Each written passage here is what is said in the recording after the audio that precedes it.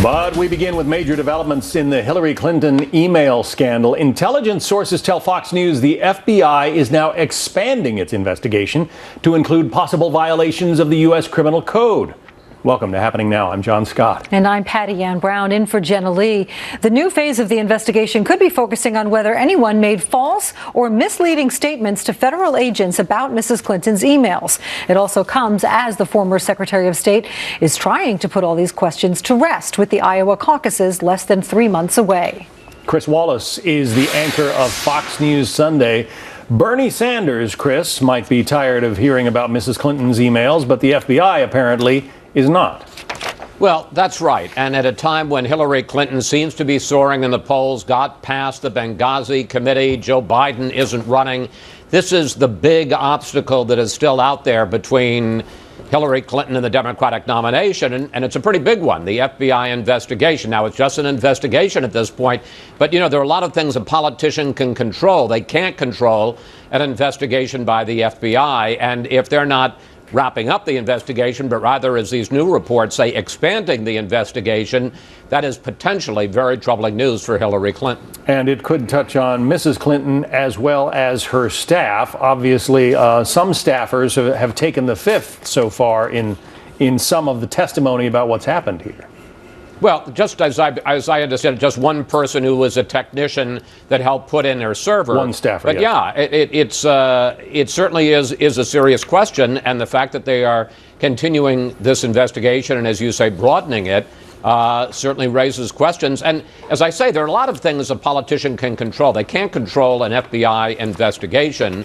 And I think perhaps the most damaging or to Mrs. Clinton potentially concerning thing about all this is the fact that it was leaked. We all remember when President Obama, in a recent interview, said he didn't think that Secretary Clinton had done anything that risk jeopardizing national security, and some people at the FBI fired back and, you know, said they felt that was like putting a thumb on the scale of justice and pressuring them not to indict her or to seek to indict her.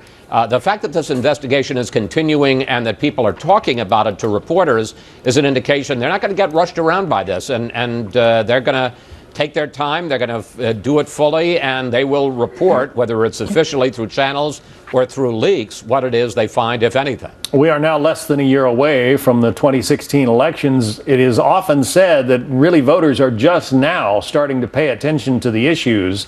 The Clinton campaign has tried to dismiss this email issue as sort of a non-starter, but if it is starting to boil up now, if the FBI is throwing additional agents and additional resources into it, the timing could not be worse from the standpoint of her campaign.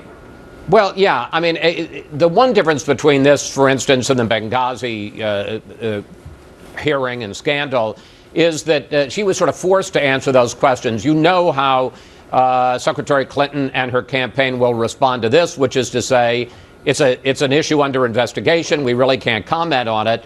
So to a certain degree, she's going to get a pass on this until and unless somebody finds out something. You know, at that point, whether it's the FBI, as I say, through official channels or through a back door leak coming out with information, at that point it becomes a huge political issue for Hillary Clinton. But for now, I think, and I suspect that this comes up in the debate on Saturday, the next Democratic debate, she would simply say, you know, I don't know. I want to get to the bottom of this as much as anybody else.